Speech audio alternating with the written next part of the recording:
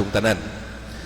Mga igsoon, sa atong pagpadayon sa atong paglatas nining panahon sa Kwaresma, kanunay kitang gipahinumduman mahitungod sa disiplina sa atong kaugalingon.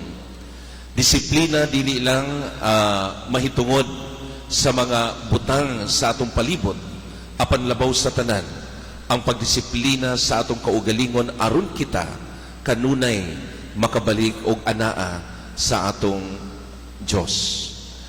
Sa atong mga pagbasa karon, sa unang pagbasa gikan sa Deuteronomio, kini nagpahinumdum kanato ang mahinungdanong pagsunod sa kabubuton sa Dios o ang pagtuman sa iyang mga sugo.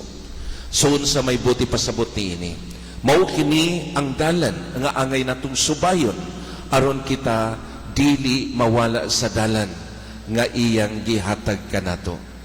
Mga igsoon, si Kristo nagpahinumdum kanato diha sa iyang daghang pagpanudlo kanato, diha sa iyang pagsangyaw sa ebanghelyo, nga importante kaayo ilabi na ning panahon sa Kwaresma ang pagdawat kanunay sa mga pulong sa Dios, ang pagdawat kanunay sa Espiritu sa Dios aron kita mahimong magmalampuson sa atong tinguha nga kita mahimong kabahin diha sa dakong kasaulugan, ang pagkabanhaw sa atong Ginoo.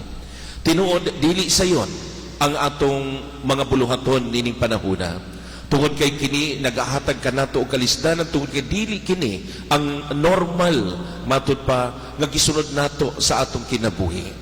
Tungod kay ani adinhi ang mga pagsulay, ani adinhi ang kalisdanan nga kinahanglan ato ma-overcome diha sa atong kinabuhi. Sa atong ebanghelyo karon, una si Kristo nagtawag kanato diha sa iyang gingharian. Kinsa ang angayan sa iyang gingharian? Kinsa ang angayan nga muuban kaniya diha sa kahimayaan. Mga igsuon, siguro sa atong pagpaminaw sa atong ebanghelyo karon, dili kini sayon para kanato. Matud pa sama sa atong paglakaw ana ay mga kalisod. Tungod kay si Kristo nagpahinumdum kanato ang tinuod nga kahulugan sa gugma nga angay sa matago sa kanato. Kung sa una giingon nga mahala o higugmaa ang imong higala og dumti ang imong kaaway, apan karon iyang giingon nga imong higugmaon ang imong mga kaaway ug imong iampo ang mga tao nga nagpasipala kanimo. Siguro mangutan ta unsa kini kalisod kanato isip tao kanato nga nakasinati og mga pagsulay nga sama niini, nga dunay mga tao nga nagpasakit kanato, dunay mga tao nga dili nato anghayan, dunay mga tao nga matud pa naglayog kanato diha kanila. Unsa man kining mga pulong ni Kristo, apan kung atong hunahuna dili kini isulti ni Kristo kanato kung dili nato kini mahimo, kung dili kita musunod kaniya lisod usab nato kini buhaton. So mga igsuon, ang paghigugma matud pa niya ang kanunay nga magpasaylo. Ang paghigugma ang kanunay nga pagkamanggihatagon sa imong kaugalingon ngadto sa uban. Ang paghigugma mao ang kanunay nga pagdawat nimo sa imong igsuon. Ikaduha mga igsuon, gipahinumdum kanato ang tawag diha sa pagkahingpit. Mingon siya, pag mahingpit ka mo sa mga ngamahang hingpit, no? Be perfect as your heavenly Father is perfect. Siguro magigsuon, kini ang atong tinguha. Kini ang atong tinguhaon sa matag adlaw. Nasahid kita nga lisod para kanato usab ato nga ato himuon kining maong paghihingpit sa atong kaugalingon. Tungod kay identify na nato ang atong kaugalingon, kita makasasala, nga kita makabuhat og kasaypanan. Apan atong hinumduman, anaa ang grasya sa Dios. Anaa ang iyang kanunay nga pagpakiguban kanato aron kita kuyugan diha sa mga kalistanan nga atong nasinati sa atong kinabuhi. Ug kita angay o gusto niya nga dalhon usab ngadto sa kahimpitan. Siguro usa lang kabutang, kinahanglan usab kita maningkamot.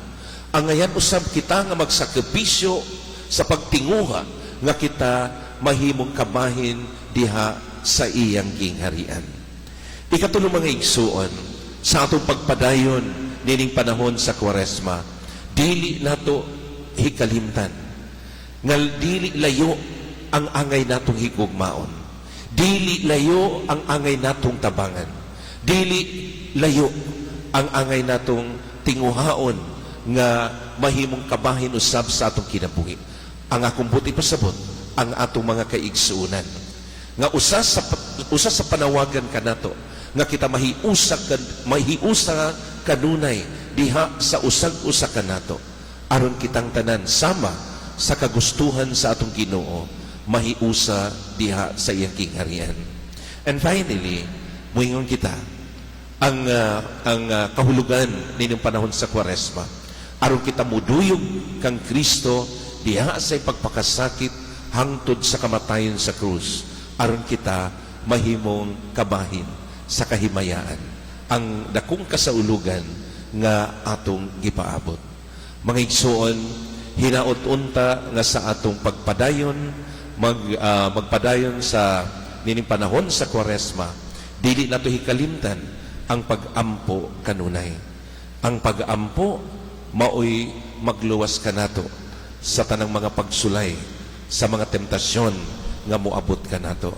Ang pag-ampo mao'y magdala kanato kanunay diha sa kahiusahan sa atong Ginoo. Amen.